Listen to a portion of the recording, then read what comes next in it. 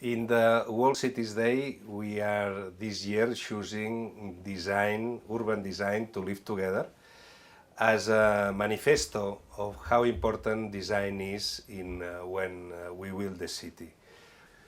Just in this last September, the General Assembly has approved the 2030 Sustainable Development Agenda. And for the first time in history, in an agenda of development, urbanization, cities have been chosen as a tool for development and as a tool for sustainable development. The Secretary General has already said that in several occasions. The Sustainable Development Agenda also said that in other occasions. The battle for sustainable development is going to be win or lost in the cities in the near future. This is why we find so important that in the Agenda 2030 now has been clearly stated that urbanization is a tool for development and is a strategy that needs the attention of all the political powers, national government, local governments, of course, and all the stakeholders sharing together this common aim of a better future for our urban dwellers worldwide. We are going to have also Habitat 3 next year in October in Quito. We are going to celebrate the huge gathering of the United Nations family.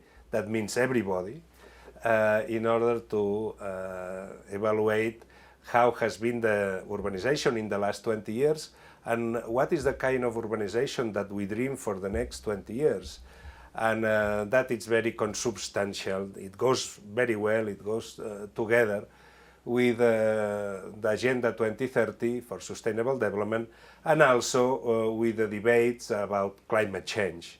Because we know that climate change, it's a battle that also is going to be won or lost in the cities. That brings Habitat 3 as a focal point in order to talk about the localization of the implementation of the 2030 Development Agenda and the climate change agreements in the COP21. We are ready as cities to play this role. And cities have already demonstrated in the past, all together with local authorities and local stakeholders, that we are committed to the objectives of sustainable development, prosperity for all, and also of fighting against the climate change, the effects of which we feel in many cities of the world in a very dramatic way.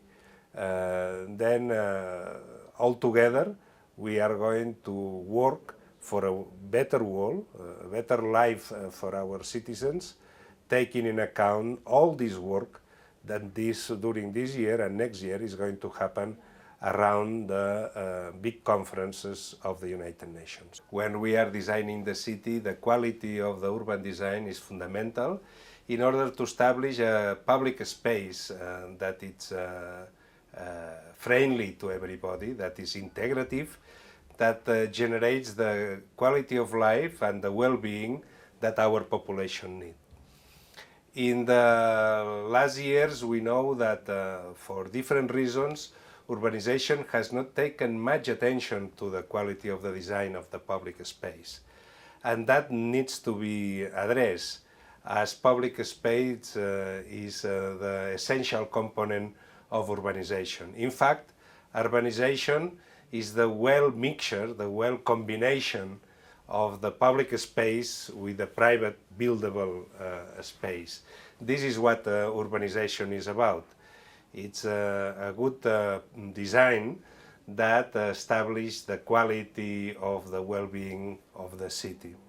The cities that we admire are the ones where we can walk safely, where there's an environment which facilitates integration, which facilitates encounter of different neighborhoods, different neighbors who live together or in the proximity, and that they can trade, they can do their economic activities and also their social and cultural activities.